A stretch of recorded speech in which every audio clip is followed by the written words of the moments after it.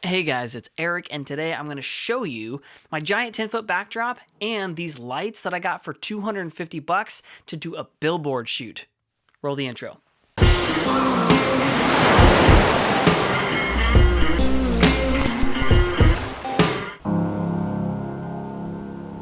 Recently, I was asked to do a job that I've never even thought of doing before, a product photo shoot. When the client said to me that one of the pictures would be featured on a billboard, I knew I had to get my act together and give her something that was truly professional. So I did what any professional would do, and I Googled product photography. I knew I would need a pristine white backdrop and a nice set of lights to make the shoot work. When I saw how expensive it was to rent a local photography studio, I checked Amazon, and I realized I could have my very own studio for the cost of just a half day in rental fees. So I got on Amazon and I put together this setup for right around $250. And the best part is, I don't think I'm ever gonna have to rent something again. This studio goes with me wherever I want, whenever I want. I don't have to worry about booking time somewhere. It's just between me and the client. So I thought I would share with you guys exactly what it is I bought and how I used it, because I'm pretty sure this is gonna be useful for other YouTubers and photographers in the world.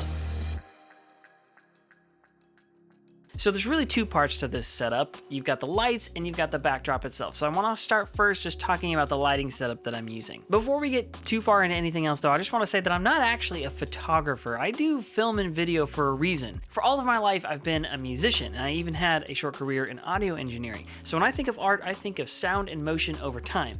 That's not to say that composition and contrast and color are foreign to me. You need those for film too, but I knew I was gonna have to set something up that could accommodate both photos and videos. So with that in mind, flash lighting wasn't gonna cut it. I was gonna need some continuous lights in order to do videos. So I went ahead with a set of softboxes that I've already featured on this channel. I did a review, they got featured in another video. I'll link all that stuff down below. Basically, this set of lights was $75 and you can get a lot of creative work done with just two cheap softboxes. You get the sweet, soft, diffused light. They're lightweight, they're portable, they're pretty easy to set up, they come with a carry bag. Basically, they're perfect as a key light and for lighting my subjects. The exact set that I'm using right now is no longer on Amazon, but I will link you to a set that's very similar that just has a little more output and costs a few more dollars. So I got a set of softboxes to use as a key light for my subject and to get creative with, but here's the thing with white backdrops. They're gonna look gray unless you light them properly. Behind me right now is actually a white sheet of paper. I just lit it in such a way that it'll look gray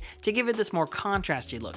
But for a billboard or a product photo shoot like I was doing, what you want is that infinity flat white background. So in order for that to work, I needed another small set of lights. So I went with this small lighting setup from Fovitec, the same company that made the softboxes, and they're pretty similar. It's just a set of CFL bulbs, an E26 light socket, and then the lamp itself. For this shoot, these lights got the job done, but I don't think I totally loved them. The two problems were the bulbs that came with them weren't the right color. They didn't match the light coming out of my softboxes, and honestly, they just didn't have a very high output. So the jury is out on these. I'll probably get back to you when I find a better solution.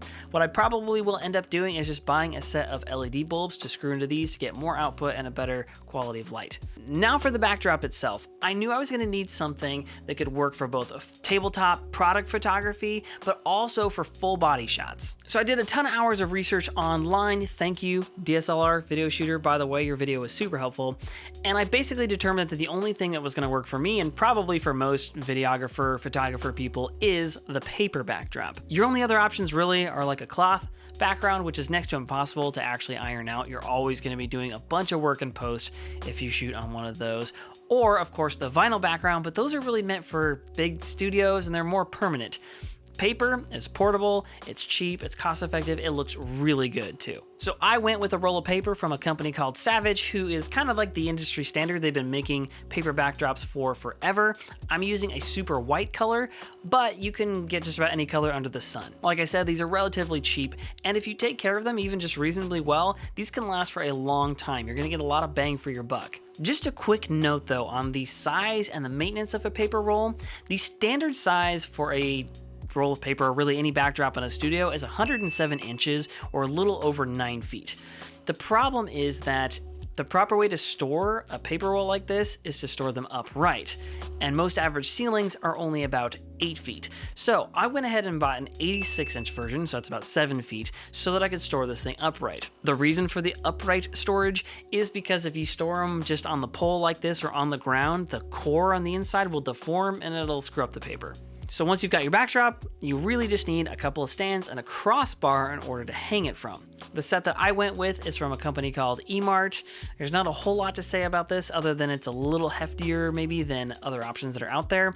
I figured this paper roll weighs like 13 pounds. I should get something that's at least halfway decent. So for 60 bucks, you get both stands, you get the carry bag, you get the crossbar, and this thing goes all the way up to 10 feet tall, which is plenty for probably any shoot. The only thing I'm not super pumped about is the fact that the crossbar comes in these kind of long sections, and the only way to hang my 7-foot piece of paper is from the 9-foot section of crossbar. So not the best, but other than that, I'm happy. As far as gear goes, that's the main stuff that you would need to set this thing up, but I also ended up spending another 20 bucks or so on some goodies from Home Depot. I got some 99-cent clamps, I got some painter's tape, and I got a few extension cables for my lights. So that's pretty much it for the gear. I just want to talk for a quick second about how I use this and show you some of the results that I got. So like I said at the beginning, the setup that I'm using I bought in order to do what was 2 photo shoots in one day. The product photo shoot I was doing was for a bakery, and so what I ended up doing was setting up the backdrop and the lights like normal, but I rolled the paper down onto a set of tables, set up my tripod, got the lights in nice and close, and I got some really nice high detail photography. The other part of the photo shoot that I bought this for was for a billboard, and these were going to be full body shots. So for this one, I set the backdrop all the way up at nearly 10 feet tall, rolled it all the way down flat out onto the floor, and this is where the painter's tape comes in. What you want to do is make sure you tape that thing flat onto the ground, otherwise almost for sure somebody's going to trip on it, it's going to rip, something weird like that. Painter's tape also helps make sure you don't ruin the floor and that it doesn't ruin your paper, you can kind of take it off. Something else was I made sure whenever somebody was going to go to walk onto the paper, since it's white, is I had them just dust off their shoes real quick with a rag.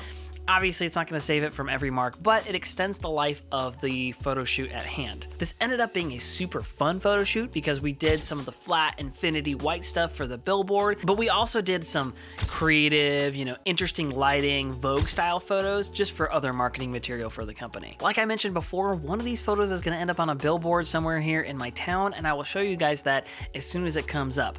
The other thing I want to say is that this setup for 250 bucks paid for itself in just one job. So all the use I get out of this for YouTube or future clients is just icing on the cake. Something else I wanted to say is that for 250 bucks, this is actually a really affordable setup. So if you're doing YouTube or your own photography or videos for Facebook, you should really consider something like this. It can make your whole project go from okay to very professional. You should also consider subscribing to this channel and liking the video, if of course you liked it. Also guys, please leave me some comments. I want to do the social part of social media, so tell me what you think. What do you guys use for lighting? Any experience with paper? Anyway, love you guys. Bye.